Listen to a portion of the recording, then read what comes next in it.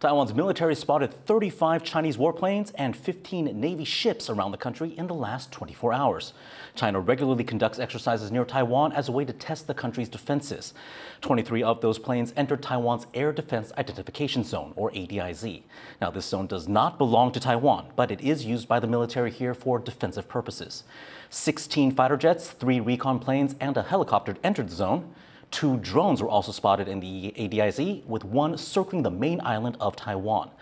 This comes one day after Taiwan's military reported that one of China's aircraft carriers, the Shandong, had passed through the Bashi Channel near the Philippines on its way to the Western Pacific.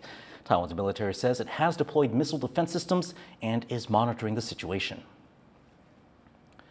For more on China's military activity around Taiwan, our reporter Jaime Ocon spoke to Ben Lewis, an independent defense analyst based in Washington, D.C. What is significant about the latest incursion around Taiwan?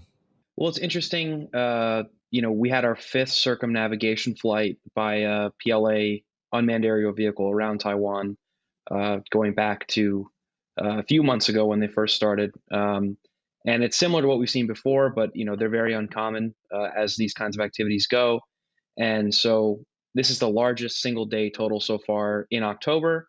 And in addition to that, we had this 5th circumnavigation. So definitely a large-scale training exercise. I think a number of things. I think first and foremost, most likely they're trying to collect intelligence about something on the east side of Taiwan that they normally can't see as well because of this geography.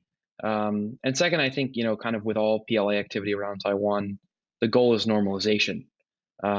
This is the 5th time they've done it. I'm sure there are going to be more in the future. So I wouldn't be surprised if, in the next month or so, we have another one of these and if they become more frequent over time. And then, of course, obviously they need to practice having a presence on the east side of Taiwan. Last time we saw China's aircraft carrier, the Shandong, go towards the Pacific, we saw one of the largest unannounced drills from China.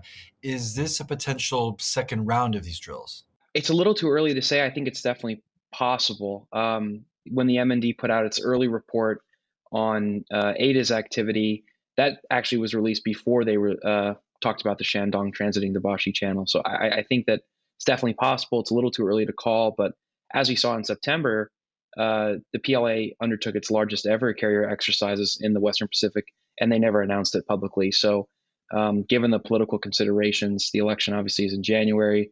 They don't want to be accused of election interference.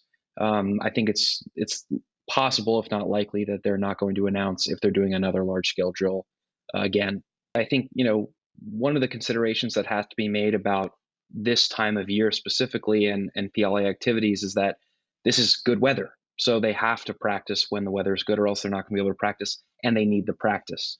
But as we get closer to January, weather notwithstanding, I think, Beijing has learned the hard way in the past that attempting to intimidate Taiwanese voters really doesn't go their way. That was defense analyst Ben Lewis speaking to our reporter Jaime Ocon.